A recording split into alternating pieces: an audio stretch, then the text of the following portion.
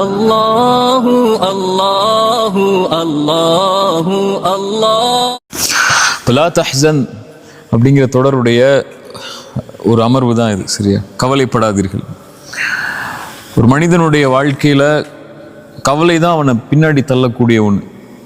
முன்னாடி இருக்கக்கூடிய வாழ்க்கையை பார்க்க விடாம, நிகழ்காலத்தில் அவனை இருக்க விடாம, கடந்த காலத்தை பற்றியும் அந்த எண்ணங்களை பற்றியும் அவனுக்கு கொடுத்து அவனை பின்னாடி இழுக்கக்கூடியது கவலை தான்.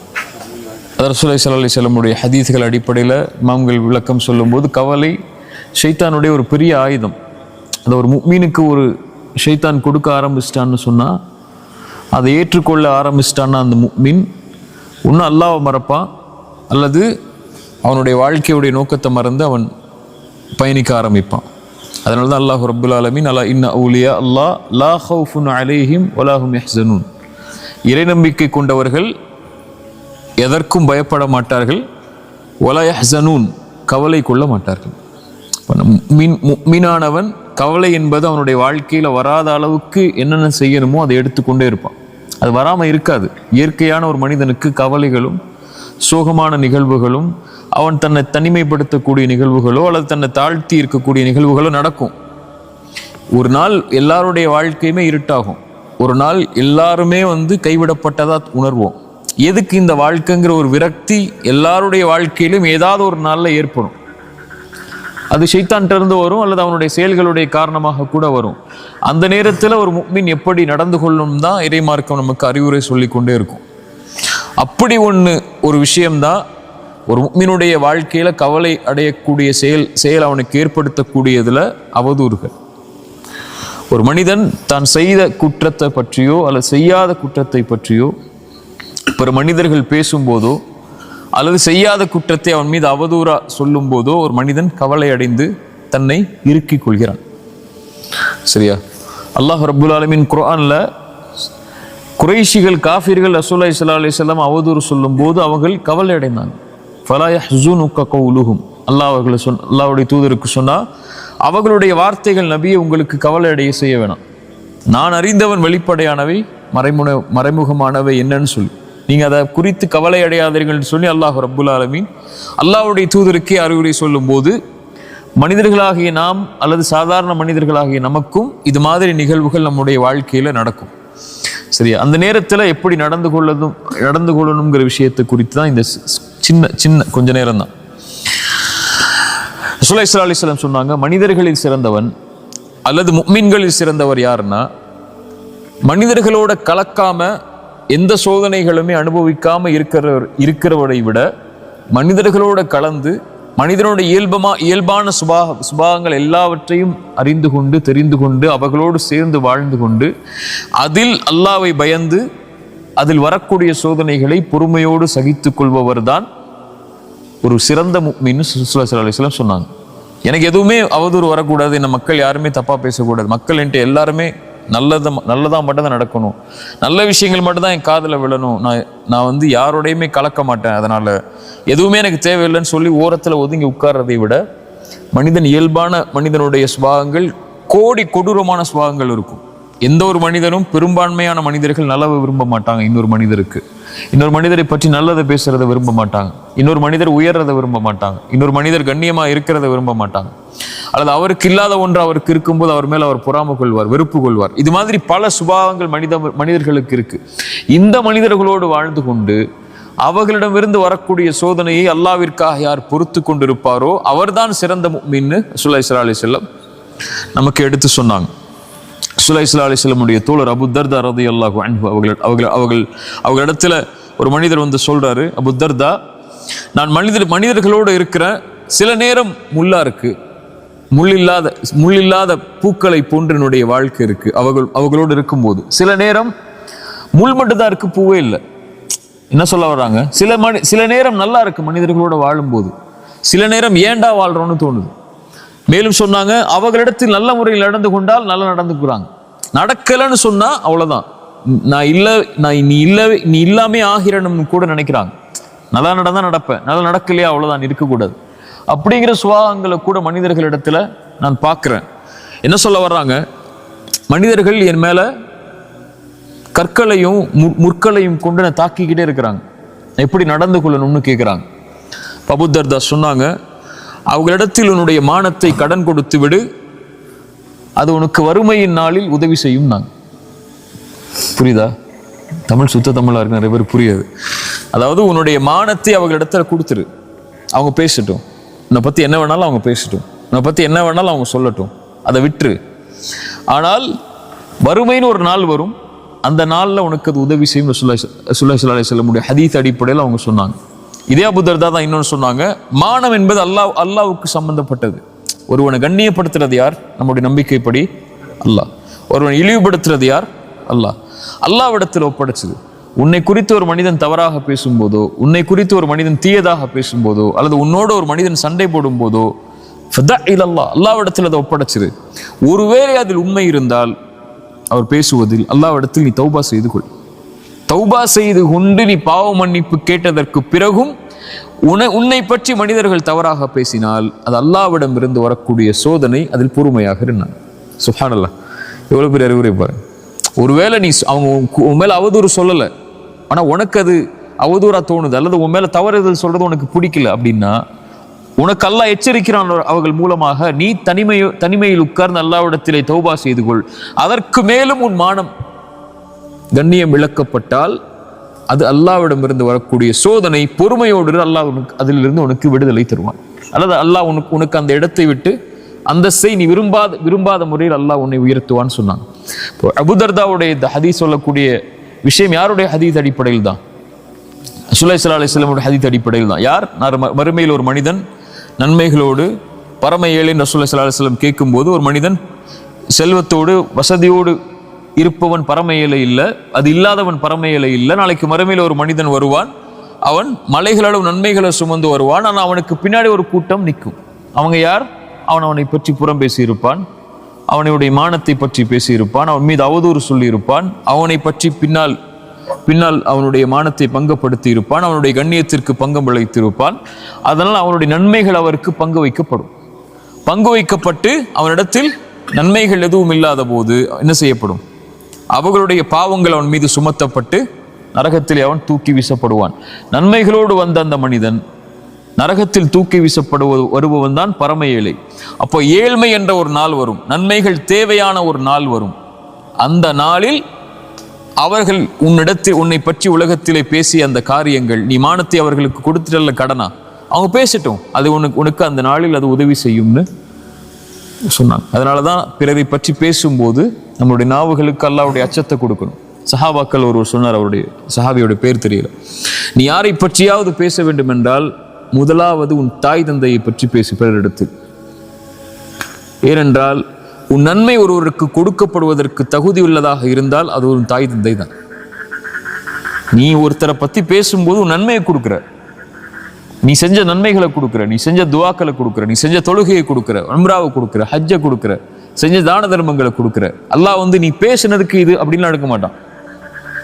அல்லாஹ் மொத்த தொழுகையை தூக்கி கொடுத்துருவான், மொத்த ஹஜ்ஜை தூக்கி கொடுத்துருவான், மொத்த உம்ராவை தூக்கி கொடுத்துருவான். அல்லாஹ்விடத்தில் நன்மைகளுக்கு என்ன மதிப்பு இருக்கு? அல்லாஹ்விடத்தில் அந்த செயலுக்குரிய பாவத்திற்குரிய மதிப்பு தான் இருக்கு.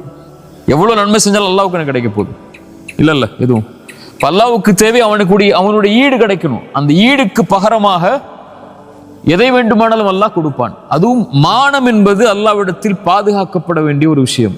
ரசூலுல்லாஹி ஸல்லல்லாஹு அலைஹி வஸல்லம் இந்த நாளை விட, இந்த வீட்டை விட, இந்த ஊரை விட ஒரு மீனுடைய மானம் மேலானதுன்னாங்க அரஃபாவுடைய நாள்ல. ரசூலுல்லாஹி ஸல்லல்லாஹு அலைஹி வஸல்லம் சொன்ன அந்த மானம், அது ஒருவனுக்கு பங்கம் வைக்கப்படும் போது அல்லாஹ் தொழுகையோ ஹஜ்ஜையோ ஜக்காத்தையோ ஏன் பார்க்க போறான்? அவனிடத்துல இருக்கா இல்லையான்னு சொல்லி. சரியா? ரசூலுல்லாஹி ஸல்லல்லாஹு அலைஹி வஸல்லம் இந்த ஹதீஸ் அடிப்பில் அபூ தர்தா சொன்னாங்க, உன்னுடைய மானத்தை கொடுத்து விடு அவர்களிடத்தில், அவர்கள் உனக்கு நன்மையாக நாளை மறுமையில் தருவார்கள் நீ ஏழ்மையில் இருக்கும்போது. அதை குறித்து கவலைப்படாதே, உன் அல்லாஹ்விடத்தில் விற்று நீ பாவம் செய்திருந்தால் அல்லாஹ்விடத்திலே தௌபா செய்து கொள். போன லா தஹ்சன்ல சொல்லியிருப்பேன், மனிதர்களிடத்திலே நாம பார்க்கறது அவங்களுடைய பாவங்களை மட்டும்தான். ஒரு மனிதன் உண்மையாவே தவறு செய்யறான், அவன் மேல மக்கள் விமர்சனம் செய்யறாங்கன்னு சொன்னால் நம்ம பார்க்கறது அவன் என்ன பாவம் செஞ்சான்னு சொல்லிதான். நமக்கு தெரியாத ஒன்று, அவன் அல்லாஹ்விடத்தில் அதுக்குரிய பாவ மன்னிப்பை பெற்றானா இல்லையா என்றுதான். எல்லாருமே பாவம் செய்யக்கூடியவங்க தான். ஒருத்தர் மேல குற்றச்சாட்டை வைக்கிறோம்னா அந்த குற்றம் இல்லாத பல குற்றங்கள் நம்மள்ட்ட இருக்குல்ல. அப்ப அந்த குற்றத்தை பத்தி பேசுறதை நம்ம விரும்ப மாட்டோம். பட் நம்ம அவருடைய குற்றத்தை பத்தி பேசுறோம். இப்ப நமக்கு தெரியாது அவர் அந்த பாவத்திலிருந்து விடுதலை பெற்று விட்டாரா, அல்லாஹ் அதை மன்னித்து விட்டானா, அல்லது அவர் அதை பாவ மன்னிப்பாக கேட்கவில்லை என்றாலும் அவருக்கு இருக்கக்கூடிய நன்மைகளை கொண்டு அல்லாஹ் அவரை பொருந்திக் கொள்வானா இல்லையான்னு கூட நமக்கு தெரியாது. சரியா? நமக்கு என்ன, மனிதனை பார்க்கும்போது அவன் என்ன பார்க்குறான் வெளிப்படை, அவ்வளோதான். அதை வச்சு மட்டும்தான் நம்ம பேசுவோம். வேற எதை பற்றியும் நம்ம பேச மாட்டோம். அவருக்கு தாடி இல்லைங்கிறது மட்டும்தான் நம்மளுடைய பேச்சாக இருக்கும். அவன் அந்த பொண்ணு ஹிஜாப் போடலைங்கிறது மட்டும்தான் நம்மளுடைய பேச்சாக இருக்கும். ஆனால் அவர் தாடி இல்லாமவே அல்லாஹ் அவரை மன்னிச்சு சொர்க்கத்தை கொடுப்பானா நமக்கு தெரியுமா? தெரியாது. நம்ம அதை குறித்து மட்டும்தான் பேசுவோம். அல்லது அவருடைய இயல்மை என்ன, அவருடைய நிலைமை என்ன, ஏன் அவர் அதை செய்தார், எதற்காக செய்தார், எப்படி செய்தார், எதுவுமே நமக்கு தெரியாது. நம்முடைய பார்வையில் பாவங்கள் மட்டும்தான் இருக்கும். நான் சஹாபாக்களுடைய பார்வையில் ரசூலுல்லாஹி ஸல்லல்லாஹு அலைஹி வஸல்லம் நிலைநிறுத்த விரும்பினது எப்போதும் பாவ மன்னிப்பு. அவர் அல்லாஹ் இடத்துல யாருன்னு நமக்கு தெரியாது, அவரை பற்றி பேசாதன்னா. ஒரு தோழர் மது குடிக்கிறார், தண்டனை கொடுக்கப்படுது. சஹாபாக்கள் ஒருத்தர் சொல்றார், நாய் அடி படுற மாதிரி அவர் பட்டுட்டு இருக்கிற, திரும்ப திரும்ப இதே பாவத்தை செஞ்சுட்டுன்னு சொல்லி சொன்னாங்க, லா தலஅனு, அவரை சபிக்காதீர்கள், அவர் அல்லாஹ்வையும் ரசூலையும் நேசிக்கக்கூடியவர்னு சொன்னாங்க. புரியுதா? ரசூலுல்லா சொல்ல விரும்பினது என்ன? உங்களுக்கு தெரியாது, அவர் செஞ்ச பாவம் தான் உங்களுக்கு தெரியும். அவர் அல்லாஹ்விடத்தில் இந்த பாவம் அல்லாத எத்தனை நன்மைகளை செஞ்சு மேலே வந்திருக்காரு நமக்கு தெரியாது இல்ல. விபச்சாரம் செஞ்ச அந்த பெண்ணு தான் உங்களுக்கு தெரியும். அந்த விபச்சாரம் செஞ்ச பெண், அந்த விபச்சாரியா இருக்கக்கூடிய ஒரு பெண் நாய்க்கு தண்ணி கொடுத்ததுனால அல்லாஹ் சொர்க்கத்தை கொடுத்தான்னு உங்களுக்கு தெரியாதுல்ல சொல்ற வரைக்கும். அது என்னைக்கு ஒரு நடந்த சம்பவம் தானே. ரசூலுல்லாஹ் அந்த விஷயத்தை சொன்னதுனால தானே அந்த பெண்ணுக்கு சொர்க்கம் கிடைச்சிச்சுன்னு உங்களுக்கு தெரியும். இப்போ அது மாதிரி எத்தனையோ பாவம் செஞ்ச மனிதர்களுக்கால எத்தனையோ சொர்க்கத்தையும் அவனுடைய அந்தஸ்தையும் அல்லாஹ் உயர்த்தி இருக்கும் போது நீங்க எப்படி அவங்கள பத்தி பேச முடியும்? ஆயிஷா ரலியல்லாஹு அன்ஹா அவமானப்படுத்தப்பட்டாங்க இல்லையா? பெரிய ஒரு எலி சொல் அவங்க மேல போடப்பட்டுச்சு. என்ன எலி சொல்? நபியுடைய மனைவி வெளிப்படையா சொல்லணும் விபச்சாரம் செஞ்சதாக ஒரு அவதூறு கிளம்புச்சு. ரசூலுல்லாஹி ஸல்லல்லாஹு அலைஹி வஸல்லம் நம்பல. ஆனா ஆயிஷா ரலியல்லாஹு முன்னாடி சபைக்கு போய் அபூபக்கர் வீட்டில் இருக்கிறாங்க, தந்தைக்கு முன்னாடி ரசூலுல்லாஹி ஸல்லல்லாஹு அலைஹி வஸல்லம் சொன்னாங்க, ஆயிஷா நீ ஒரு வேலை செய்திருந்தால் மன்னிப்பை கேள், அல்லாஹ் மன்னிப்பான்னாங்க. ஏத்துக்க முடியுமா ஆயிஷா ரலியல்லாஹு அன்ஹா? ஒரு வேலைன்னு சொன்னதுக்கு அப்புறம் ஒரு நபி, ஒரு வேலை நபி, ஆயிஷா நீ செய்திருந்தால் அல்லாஹ்விடத்திலே மன்னிப்பை தேடிக்கொள், நீ செய்யவில்லை என்றால் அல்லாஹ் உன்னை பாதுகாக்கட்டும். நான் ஆயிஷா ஏத்துக்கவே முடியல, அந்த வார்த்தையை ஏத்துக்கவே முடியல. அதான் சொல்லாட்ட பேசல அவங்க. அதுக்கப்புறம் அல்லாஹ்ட்ட ஒப்படைச்சிட்டாங்க, அதெல்லாம் நீ பார்த்துக்கோன்னு சொன்னாங்க. இப்போ அல்லாஹ் அவங்கள பரிசுத்தப்படுத்தினான் அந்த பொறுமையின் காரணமா. நபி யாக்கூப் என்ன சொன்னாரோ அதே வார்த்தையை நான் சொல்கிறேன். எனக்கு நபி யாக்கூப் அலைஹிஸ்ஸலாம் அபு யூசுஃபுடைய தந்தை எதை சொன்னாரோ, ஃபஸப்ருன் ஜமீல் வல்லாஹுல் முஸ்தஆனு அலா மா தஸிஃபூன், இவர்கள் சொல்லக்கூடிய விஷயத்தில் அல்லாஹ் போதுமானவன், நான் பொறுமையை கடைபிடிக்கிறேன். யூசுஃபுடைய தந்தை எதை சொன்னாரோ அதை நானும் சொல்கிறேன்னு பொறுமையா இருந்துட்டாங்க. ரசூலுல்லாஹ் எதுவுமே பேசல, குதர்க்கம் பண்ணல. நான் என்ன எப்படி நீங்க சொல்ல முடியும்னு கேட்கல. என்னையே நீ இப்படி பேசுறீங்கன்னு ரசூலுல்லாஹ் அவங்க கேட்கவே இல்லை. அல்லாஹ்ட்ட ஒப்படைச்சிட்டாங்க. நீங்க யாரு அல்லாஹ் முடிவு செய்யறதுக்கு? பாம்பு இல்ல, நீங்க யார் முடிவு செய்யறதுக்கு? அல்லாஹ் போதுமானவன் சொல்லிட்டாங்க. இப்ப அல்லாஹ் வசனம் இறக்குனா அந்த வசனங்கள் தான் நமக்கு இன்னைக்கு உள்ள பாடம். அல்லாஹ் சொல்றான் பாருங்க, இன்னல்லதீன ஜாஉ பில் உஃப்கி, குர்ஆன் எடுக்கிறேன், இன்னல்லதீன ஜாஉ பில் உஃப்கி உஸ்பத்தும் மின்கும். இந்த மாதிரி ஆயிஷா ரலியல்லாஹு அன்ஹா மேல அவதூறு சொன்னவங்க உங்களுடைய கூட்டத்தில் உள்ளவங்க தான். லா தஹ்சபூஹு ஷர்ரன் லக்கும், அது உங்களுக்கு எந்த தீமையும் கிடையாது. ஒருத்தர் உங்களை பத்தி அவதூறு சொல்றதுனால அல்லாஹ் உங்களுக்கு தீயது கொடுக்க போறது இல்லை. நீங்க செஞ்ச பாவத்தையோ அல்ல நீங்க செஞ்ச பாவத்தை பத்தி பேசுறதுனாலயோ அல்லது செய்யாத பாவத்தை பத்தி பேசுறதுனாலயோ அல்லாஹ் அவருடைய வார்த்தைகளை கொண்டெல்லாம் யாரையும் கணக்கிட போறது இல்லை. இவன் உன்னை பேசுறான் அதனால நீ ஏன் பேசுறான் இவன் சொல்லி அல்லாஹ் நாளைக்கு மறுமையில கூப்பிட்டு கேட்க போறது இல்லை. அவனுக்கு தெரியும் அது பாவமா அல்லது நீங்க ஏன் செஞ்சீங்க, எதுக்கு செஞ்சீங்க, அது செய்யலையான்னு சொல்லி அல்லாஹ் அதை பத்தி கேட்க போறது இல்லை. பல் ஹுவ கைருல் லக்கும், அது உங்களுக்கு தான் நலவு. ஏன் நலவு? அவங்க யாருன்னு நீங்க தெரிஞ்சுக்கலாம். மனிதர்கள் யாருன்னு நீங்க தெரிஞ்சுக்கலாம். எல்லா மனிதர்களும் உங்க பின்னாடி நலவு செய்யக்கூடியவங்க இல்லை, நலவு நினைக்கக்கூடியவங்க இல்லை. இல்ல மாஷா அல்லாஹ் பாதுகாத்தவர்களை தவிர. மனிதர்களுடைய இயல்பு அது. பல் ஹுவ கைருல் லக்கும், அது உங்களுக்கு புரிய வைக்கும் அல்லாஹ் யாருன்னு. உங்க உடன் இருக்கக்கூடியவர்கள் கூட உங்களை பத்தி தப்பா பேசலாம். உங்க கூட பிறந்த தம்பி பேசலாம், மனைவி பேசலாம், உங்க குழந்தைகள் பேசலாம், உங்களோட தாய் தந்தை கூட பேசலாம். உங்களுக்கு அது புரிய வைக்கும். இதான் யதார்த்தம், இதான் வாழ்க்கை. உங்களுக்கு அல்லாஹ் மட்டும்தான் தீர்வு. உலகத்தில் எல்லா மனிதர்களுடைய இயல்பும் அதுதான். மனிதனா பிறந்தவனே குறைவுபட்டவன் தான். இதுல பல் ஹுவ கைருல் லக்கும் லிகுல்லி இம்ரிஇம் மின்ஹும் மக்தஸப மினல் இஸ்ம். அவங்க செஞ்ச பாவம் என்னவோ அதை அவங்க பெற்றுதான் தீருவாங்க அந்த பேசுனதுனால. வல்லதி தவல்லா கிப்ரஹு மின்ஹும் லஹு அஸாபுன் அஸீம்.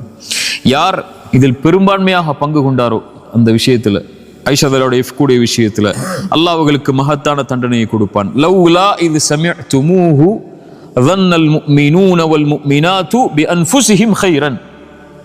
இதுக்கெல்லாம் தஃப்சீர் சொல்றதுக்கெல்லாம் எப்படி இந்த நேரம் பத்தும் தெரியல. ஒரு முஃமினான ஆண் மேல, முஃமினான ஒரு பெண் மேல இப்படி சொல்லப்படும் போது, அல்லது முஃமினானவர்கள் மேல சொல்லப்படும் போது, முஃமினாக இருக்கக்கூடிய ஆண்களும் பெண்களும் தங்களுக்கு நலவை அவர்கள் விரும்பி இருக்க வேண்டுமே அல்லாஹ் சொல்றான். என்ன சொல்லியிருக்கணும்? ஆயிஷா ரலியல்லாஹு அன்ஹாக்கு தான் நீங்க நலவை விரும்பி இருக்கணும் அல்லாஹ் சொல்லியிருக்கணும்.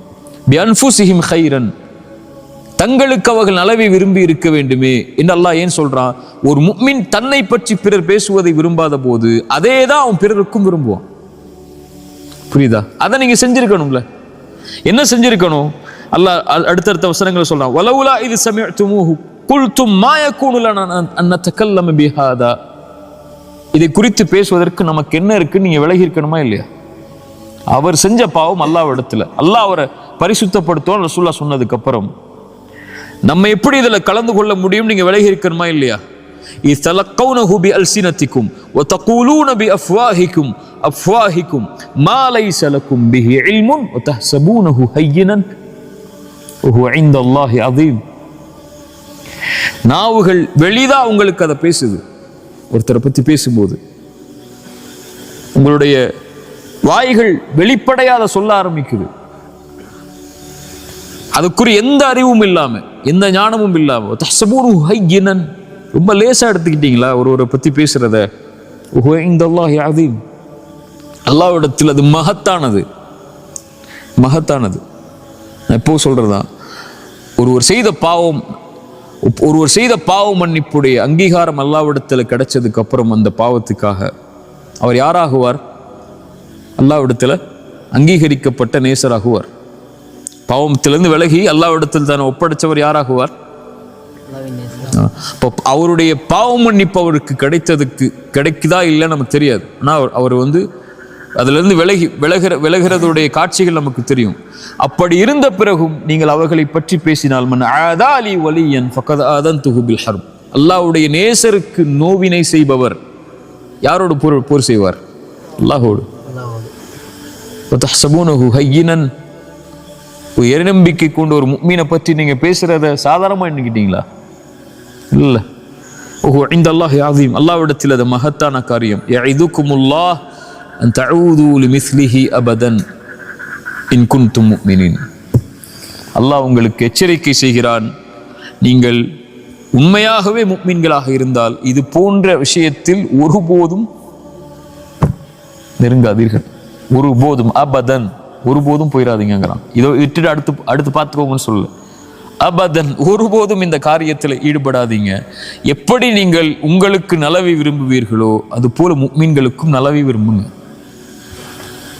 நீங்க ஒரு பாவம் செய்றீங்க, வேற ஏதோ ஒரு பாவம் செய்றீங்க, அந்த பாவம் யாருடைய பார்வையிலும் படாத போது அதை உங்களுடைய மானம் காக்கப்பட வேண்டும் நீங்க விரும்புனீங்கன்னா, இன்னொருவருடைய மானத்தையும் அப்படி விரும்புங்க. நீங்க செஞ்ச பாவத்தை விட அது கொடிய பாவமா, சின்ன பாவமா, பெரிய பாவமா நீங்க முடிவு செய்ய முடியாது. இந்த பாவம் அல்லாஹ்வுக்கு செய்யப்படுறது. அல்லாஹ் ரப்புல் ஆலமீன் இதைத்தான் நமக்கு குர்ஆன்ல அறிவுரையா நமக்கு கொண்டு வரான். சரியா? அதனால இத மாதிரி காரியங்களை ஒரு முஃமின் கேட்கும்போது அவன் செய்யாத குற்றத்தை பற்றியோ அல்லது அவன் பாவ மன்னிப்பு கேட்ட ஒரு குற்றத்தை பற்றியோ மனிதர்களுடைய உள்ளத்தை நோவினை செய்யும் போது, உடைக்கும் போது அல்லாஹ்வுடைய வார்த்தை தான் அவனை சாந்திப்படுத்தும். அல்லாஹ் ரப்புல் ஆலமீன் நபிக்கு சொன்னதுதான், வலகத் நஅலமு அன்னக யதீகு ஸத்ருக பிமா யகூலூன் ஃபஸப்பிஹ் பிஹம்தி ரப்பிக் வகும் மினஸ் சாஜிதீன். நபியே, இவங்களுடைய வார்த்தையால் உங்களுடைய உள்ளம் நெருக்கமாவதை நான் அறிகிறேன். அல்லாஹ்விடத்தில் சுஜூதுல விழுந்துருங்க. அல்லாஹ்வை புகழ்ந்துருங்க. வஅ்புத் ரப்பக ஹத்தா யஅதியகல் யகீன். அல்லாஹ்வை தொடர்ச்சியா வணங்கிட்டே இருங்க மரணம் வரைக்கும். ஒரு தவறு செய்றீங்க, தவறுலேருந்து திருந்துட்டீங்க, மக்கள் அதை பற்றி பேசுகிறாங்க, அதோட உங்கள் வாழ்க்கை முடிய போகிறது இல்லை அந்த தவறோட. வஅ்புத் ரப்பக ஹத்தா யஅதியகல் யகீன். அடுத்த மூச்சு இருக்குன்னா அதுலேருந்து விலகி நீங்கள் போகிறதுக்கு உங்களை அவகாசம் அல்லாஹ் கொடுத்துருக்கான். மனிதர்கள் கொடுக்குறாங்களோ இல்லையோ, இவங்க இன்னைக்கு உங்களோட இருப்பாங்க, நாளைக்கு உங்களோட இருக்க போகிறது இல்லை. இந்த மனிதர்கள் நீங்கள் மௌத்தாகிற வரைக்கும் தான் உங்களுக்கு நீ மௌத்தாகிட்டீங்கன்னா ஒரு 3 நாளில் மறந்துட்டு அவன் வேலையை பார்க்க ஆரம்பிச்சிருவான். சரியா? உங்கள் மனைவி எல்லாம், உங்களுடைய குழந்தை எல்லாம், உங்களுடைய பெற்றோர் எல்லாம் யாராக இருந்தாலும் ஒரு 10 நாள் உங்களை ஞாபகப்படுத்துவாங்களா, அல்லது என்னைக்காவது உங்கள் பிறந்த நாள் வரும்போதோ உங்கள் ட்ரெஸ்ஸை பார்க்கும்போதோ அல்லது உங்களுடைய இதை பார்க்கும்போது ஞாபகம் வரும். ஒரு 30 வருஷம் போயிடுச்சுன்னா அவ்வளோதான். நான் சொல்கிற மாதிரி தான். ஒரு 100 வருஷம் போயிடுச்சுன்னா நீங்கள் வாழ்ந்த அடையாளமே இருக்காது. 200 வருஷம் போயிடுச்சுன்னா நீங்கள் யாருன்னே இந்த உலகத்துக்கு தெரியாது. போன 100 வருஷத்துக்கு முன்னாடி எத்தனை பேர் பாவம் செஞ்சாங்க நமக்கு தெரியுமா? யார் யார் பாவம் செஞ்சா? நம்ம குடும்பத்தில் எத்தனை பேர் பாவம் செஞ்சிருப்பாங்க ஏதாவது தெரியுமா? நமக்கு நம்முடைய முன்னோர்கள் எவ்வளோ பாவம் செஞ்சுருப்பாங்க தெரியுமா? யார் அதை பற்றி? எதுவுமே தெரியாது.